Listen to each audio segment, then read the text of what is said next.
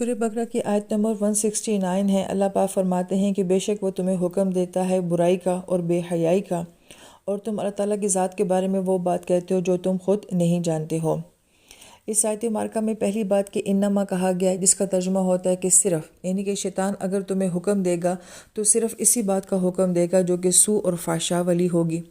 دوسرا اہم سوال یہ آتا ہے کہ یامرکم، وہ تمہیں حکم دیتا ہے تو وہ ہمیں حکم کیسے دے سکتا ہے، اور انسان شیطان کا حکم کیوں مانے گا؟ تو علماء کرام یہ فرماتے ہیں کہ انسان کے دل میں شیطان وسوسے ڈالتا ہے، اور وسوسے کا مطلب بھی یہ ہوتا ہے کہ ایک عمل کو بار بار کرنا، یعنی کہ ہزاروں مرتبہ کوئی ایک وسوسہ ڈال کے پھر وہ انسان سے کوئی گناہ کرواتا ہے، غلط کام کرواتا ہے۔ تو گویا کہ اس کا مسلسل ہمیں وسوسے کے ذریعے ہم سے کوئی گناہ کروانا، پھر جب ایک انسان ایک دفعہ گناہ کر لیتا ہے، پھر دوسری مرتبہ کر لیتا ہے، تو شروع میں تو اس کو احساس ہوتا ہے کہ یہ غلط ہو رہا ہے، نہیں ہونا چاہیے، پھر آہستہ آہستہ انسان کا احساس بھی مر جاتا ہے، یہاں تک کہ انسان پہ ہر وہ بات کرتا ہے جو کہ شیطان کی طرف سے بطور وسوسہ ہمیں مل رہی ہوتی ہے۔ تو ایک وقت ایسا آتا ہے کہ شیطان آپ کے اوپر مکمل کنٹرول حاصل کر لیتا ہے، تو لہٰذا وہ جیسے چاہتا ہے ہمیں چلاتا ہے، جیسے وہ چاہتا ہے ہم سے بلواتا ہے، جیسے وہ چاہتا ہے وہ ہم سے کروا لیتا ہے۔ تو جب یہ سچویشن آتی ہے تو گویا کہ وہ کمانڈنگ سچویشن میں ہو جاتا ہے، تو گویا کہ وہ ہمیں حکم دے رہا ہوتا ہے، ہم سے جو دل چاہ رہا ہوتا ہے وہ ہم سے کروا رہا ہوتا ہے۔ اس کیفیت کو جو ہے وہ یأمرکم میں بیان کیا گیا ہے، اور پھر مضارع کے صیغے کے ساتھ کہ پھر مسلسل تمہارے ساتھ یہ کام کرتا رہتا ہے۔ کم ضمیر آ رہی ہے، جمع کی ضمیر ہے کہ یہ بہت سوں کے ساتھ ایسا عمل ہوتا ہے کہ بظاہر لگتا ہے کہ انسان یہ کام کر رہا ہے، مگر پیچھے جو ہے وہ شیطان انسان کے اوپر اتنا تسلط حاصل کر چکا ہوتا ہے کہ پھر وہ انسان وہی کرتا ہے جو وہ کہتا ہے۔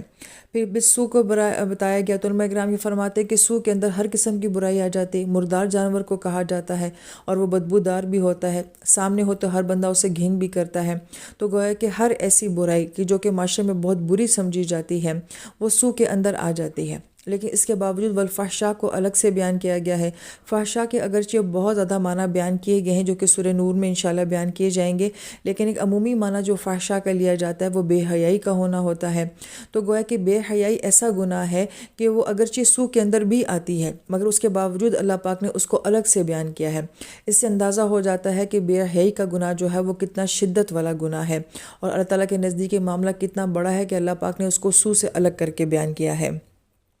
پھر آیت مبارکہ میں آتا ہے کہ تم اللہ تعالیٰ کے بارے میں وہ باتیں کہتے ہو جو تم جانتے نہیں ہو، تو اس کو 3 طرح سے بیان کیا گیا ہے۔ ایک بات ہم تک پہنچتی ہے کہ یہ اللہ تعالیٰ نے فرمایا ہے، اس بات کو آگے پہنچانا ہم پہ لازم اور حق بن جاتا ہے۔ ایک ایسی بات ہے جس کے بارے میں ہم جانتے ہیں کہ یہ اللہ پاک نے نہیں کہی ہے، اس بات کو آگے پہنچانا یہ حرام ہو گیا ہے۔ تیسرا مرحلہ یہ ہے کہ اگر کوئی ایسی بات ہم تک پہنچتی ہے جس کے بارے میں ہم نہیں جانتے کہ یہ اللہ پاک نے کہی ہے یا نہیں کہی ہے، تو اس کے بارے میں رویہ کیا ہونا چاہیے کہ خاموش ہو جانا چاہیے، کہ جب تک ہمارے پاس کسی بات کا ریفرنس نہ ہو اور تحقیق نہ ہو، اس وقت وہ بات آگے منسوب کرنا جو ہے یہ حرام کا معاملہ ہو جاتا ہے اور بہت شدت کا معاملہ ہو جاتا ہے۔ لہذا جیسے کہ ہم اپنی زندگی میں دیکھتے ہیں کوئی یہ کہے کہ آپ نے یہ بات کہی ہے اور میں نے وہ بات کہی نہ ہو، تو ہم اس بات پہ کتنا جذباتی ہو جاتے ہیں کہ آپ نے میرا نام لے کے یہ بات کیوں کہی ہے، میرے ساتھ یہ بات کیوں منسوب کی ہے، حالانکہ ہماری کوئی حیثیت ہی نہیں ہے۔ لیکن جب آپ کسی بات کو اللہ تعالیٰ کے نام کے ساتھ منسوب کرتے ہیں کہ یہ بات اللہ تعالیٰ نے کہی ہے، تو وہ بات بہت بڑی ہو جاتی ہے۔ تو اللہ پاک فرماتے ہیں کہ تم بہت آسانی کے ساتھ یہ بات کر جاتے ہو، کہ ہم دین کے نام پہ بعض اوقات کہہ دیتے ہیں کہ یہ حلال ہے، یہ حرام ہے، یہ جائز ہے، یہ جائز نہیں ہے۔ اسی طریقے سے کسی حدیث کو کوٹ کر دینا جبکہ ہمیں تحقیق نہ ہو کہ واقعی یہ حدیث ہے کہ نہیں ہے، کسی آیت کو کوٹ کر دینا جبکہ ہمیں معلوم ہی نہ ہو کہ اس آیت کا پس منظر کیا ہے۔ تو گویا کہ بغیر تحقیق کے آگے بات کر دینا یہ بہت بڑا معاملہ ہے، کیونکہ آپ اس بات کو اللہ پاک کی طرف منسوب کر رہے ہوتے ہیں۔ پھر آیت نمبر 170 میں اللہ پاک فرماتے ہیں، اور جب ان کافروں سے یہ کہا جاتا ہے کہ اس کلام کی پیروی کرو جو اللہ تعالیٰ نے اتارا ہے، تو وہ کہتے ہیں کہ ہم تو ان باتوں کو مانیں گے یا پیروی کریں گے جن پہ ہم نے اپنے باپ دادا کو پایا ہے۔ بھلا کیا اس صورت میں بھی کہ ان کو یہی چاہیے کہ جبکہ ان کے باپ دادا دین کی ذرا بھی سمجھ نہ رکھتے ہوں؟ اب اس آیت مبارکہ میں اس مضمون کو بیان کرنے کے لیے جو الفا کا لفظ آیا ہے کہ وہ یہ کہتے ہیں کہ ما الفینا علیہ آباءنا، کہ جس کے اوپر ہم نے اپنے آباء و اجداد کو پایا ہے۔ تو الفینا کا لفظ جو ہے یہ لفا، لام اور فا اس کا روٹ ورڈ ہے۔ اس کا مطلب ہوتا ہے کہ کسی چیز کو چھیلنے کے لیے بھی استعمال ہوتا ہے۔ دوسرا اس کا معنی ہوتا ہے کہ کسی چیز کا اچانک حادثاتی طور پہ مل جانا۔ تیسرا اس کا معنی ہوتا ہے کسی بے معنی چیز کا ہونا جس کی کوئی حقیقت نہ ہو، جس کا کوئی فائدہ نہ ہو۔ تو علماء کرام یہ فرماتے ہیں گویا کہ الفینہ کے اندر جو تاثر پایا جاتا ہے کہ کوئی ایسی بات جو کہ بے معنی بات ہے اور جس کی کوئی حقیقت ہی نہیں ہے، تو اس سے مراد پھر کیا ہے کہ اس سے مراد وہ تمام رسمیں، سوچیں، عادات، اطوار، باتیں ہیں کہ جو کہ ہمیں اپنے بڑوں سے مل جاتی ہیں اور اس کے پیچھے اس کی کوئی حقیقت نہیں ہوتی ہے، اس کی کوئی حیثیت نہیں ہوتی ہے، لیکن ہم اس کو قبول کر لیتے ہیں۔ جیسے کہ ہم یہ کہتے ہیں کہ ہماری فیملی میں ایسا ہوتا ہے، ہماری برادری میں ایسا ہوتا ہے۔ یہاں پہ بڑی اہم بات علماء کرام یہ فرماتے ہیں کہ باقی معاملوں میں تو ہم اپنے بڑوں کو فالو نہیں کرتے ہیں۔ مثلا اگر مجھے یہ کہا جائے کہ آپ نے اپنی شادی میں اپنی دادی کا جوڑا پہننا ہے یا اپنی امی کا جوڑا پہننا ہے، تو ہم کہیں گے نہیں، زمانہ بدل گیا ہے، ہم وہ کام نہیں کرتے ہیں۔ باقی ہم ہر معاملے میں اپنے بڑوں کو کہتے ہیں جی کہ آپ پرانے زمانے کے لوگ ہیں اور یہ پرانی باتیں ہو گئی ہیں۔ لیکن صرف دین کا معاملہ ایسا ہے جہاں ہم یہ کہتے ہیں کہ نہیں، یہ رسم ہمارے گھر میں چلی آ رہی ہے، ہمارے بڑے ایسے کرتے تھے۔ تو اس کی ایک وجہ علماء کرام یہ بیان فرماتے ہیں کہ باقی سارے معاملوں میں تو وہ جدت کو پسند کرتے ہیں، تحقیق کو پسند کرتے ہیں، نئی چیز کو پسند کرتے ہیں۔ دین کا معاملہ ان کے نزدیک اتنا اہم ہی نہیں ہے، نہ وہ اس میں سوچنا چاہتے ہیں، نہ تحقیق کرنا چاہتے ہیں، لہٰذا اس معاملے کو وہ اتنا ہلکا لیتے ہیں کہ بس ٹھیک ہے، جو کچھ فیملیوں میں ہو رہا ہے اور جو کچھ ہمارے بڑے کہہ رہے ہیں بس اسی بات کے اوپر جو ہے وہ چلنا چاہیے۔ تو گویا کہ اس کے پیچھے ایک رویہ اور سوچ یہ ہے کہ دین سے ان کو کوئی دلچسپی ہی نہیں ہے، لہٰذا باقی کسی معاملے میں ہم بڑوں کو فالو کرنا پسند نہیں کرتے، لیکن دین کے معاملے میں ہم یہ دیکھتے ہیں کہ ہم کہتے ہیں کہ ہم وہی کریں گے جو کہ ہمارے بڑے کرتے رہے ہیں۔ جہاں پہ علماء کرام ایک اور بڑی اہم بات یہ فرماتے ہیں کہ جو یہاں پہ بڑوں کا ذکر کیا جا رہا ہے، تو ہمارے بڑے ہم سے محبت کرتے ہیں، چاہت کرتے ہیں، ان کے خلوص، ان کی نیت پہ ہمیں کوئی شک نہیں ہوتا ہے، لیکن آیت مبارکہ جس بات کو ہائی لائٹ کر رہی ہے وہ یہ کہ ان میں عقل نہیں ہے اور وہ ہدایت چاہنے والوں میں سے نہیں ہیں۔ تو ہمیں اپنے بڑوں کے پیار میں کوئی شک نہیں ہوتا، ان کے خلوص، محبت یا ادب میں کوئی شک نہیں ہوتا اور نہ ہی اس میں کوئی کمی ہونی چاہیے، لیکن ضروری نہیں کہ جو وہ بات کہہ رہے ہوں وہ عقلی لحاظ سے پوری ہو اور وہ ہدایت کے معیار پہ پوری اترتی ہو۔ تو لہٰذا محبت اپنی جگہ، ادب اپنی جگہ ہے، لیکن جہاں دین کا معاملہ آ جائے، جہاں غلط اور صحیح کا معاملہ آ جائے، تو وہاں پہ پھر اپنی عقل اور پھر صحیح گائیڈنس کے ساتھ جو ہے وہ عمل کرنا چاہیے۔ پھر علماء کرام یہ بھی فرماتے ہیں کہ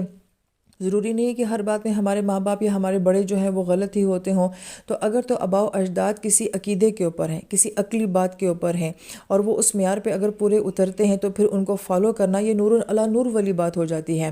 ہم اپنے بہت سارے اکابرین کو دیکھتے ہیں کہ جب ان کے ماں باپ ہدایت کے راستے پر آئے تو ان کی اولادیں بھی انہی راستوں کے اوپر چلی ہیں، تو گویا کہ بعض اوقات ماں باپ کے ادھورے کاموں کو اولادوں نے آگے مکمل کیا ہے، تو یہ نور علی نور والی بات ہے۔ تو اس کا مطلب ہے کہ ہر اچھی بات کو بڑوں سے لینا چاہیے، لیکن جو بات صحیح نہ ہو تو محض بڑے ہونے کی وجہ سے ان کی بات کو قبول کرنا ہمارے پہ لازم نہیں ہے۔ پھر آیت نمبر 171 میں اللہ پاک فرماتے ہیں کہ جن لوگوں نے کفر کو اپنا لیا ہے ان کو حق کی دعوت دینے کی مثال کچھ ایسی ہے کہ جیسے کوئی شخص ان جانوروں کو زور زور سے بلائے جو ہانک پکار کے سوا کچھ نہیں سنتے، یہ بہرے، گونگے، اندھے ہیں، لہٰذا یہ کچھ نہیں سمجھتے۔ اس آیت مبارکہ میں جو الفاظ استعمال کیے گئے ہیں ان میں ایک لفظ یعنی ایکو آ رہا ہے، یہ اون کو خاموش کرنے کے لیے بولا جاتا ہے اور وہ آک لفظ ہوتا ہے، اسی سے یعنی ایکو بنا ہے، اور اون کو کسی کام سے روکنے کے لیے حیّا اور حلّہ کے الفاظ جو ہیں وہ بولے جاتے ہیں۔ لہٰذا ہم عربی زبان میں دیکھتے ہیں کہ ہر جانور کی خاص قسم کی آواز کے لیے بھی مخصوص قسم کے الفاظ جو ہیں وہ استعمال ہوتے ہیں۔ اب اس آیت مبارکہ میں جو تاثر دیا جا رہا ہے وہ یہ کہ ایک ہے جو کوئی بلانے والا ہے اور ایک دوسرا فریق ہے کہ جس کو بلایا جا رہا ہے۔ لہذا یہاں پہ بلانے والا کون ہے، تو ایک معنی جو اس کا بیان کیا جاتا ہے کہ وہ نبی علیہ السلام کی ذات ہے، اور جن کو بلایا جا رہا ہے وہ کون ہے، وہ مکہ کے کافر ہیں۔ لیکن یہاں پہ بلانے والے تو نبی علیہ السلام ہیں، لیکن مکہ کے کافروں کو تشبیہ کن کے ساتھ دی جا رہی ہے، جانوروں کے ساتھ دی جا رہی ہے۔ اس کی ایک وجہ علماء کرام یہ بیان فرماتے ہیں کہ ایک تو جانور کی یہ عادت ہوتی ہے کہ جب اسے کسی کام سے روکا جاتا ہے، منع کیا جاتا ہے، تو وہ آگے سے رد عمل دیکھتا ہے، بعض اوقات وہ بدک بھی جاتا ہے، بگڑ بھی جاتا ہے، بھاگ بھی جاتا ہے، مستی بھی کرتا ہے۔ تو گویا کہ اس طرح کی مثال ان کافروں کے بارے میں دی جا رہی ہے کہ جب انہیں صحیح بات اور اللہ کا قرآن سنایا جاتا ہے تو یہ جانور کی طرح آگے سے ریئیکشن دیتے ہیں، بدکنا شروع ہو جاتے ہیں، بھاگنا شروع ہو جاتے ہیں۔ تو گویا کہ ان کی ریئیکشن کو جانور کے ریئیکشن کے ساتھ تشبیہ دی جا رہی ہے۔ اس آیت مبارکہ کو اگر ہم اپنی زندگیوں میں، اپنے معاشرے میں دیکھیں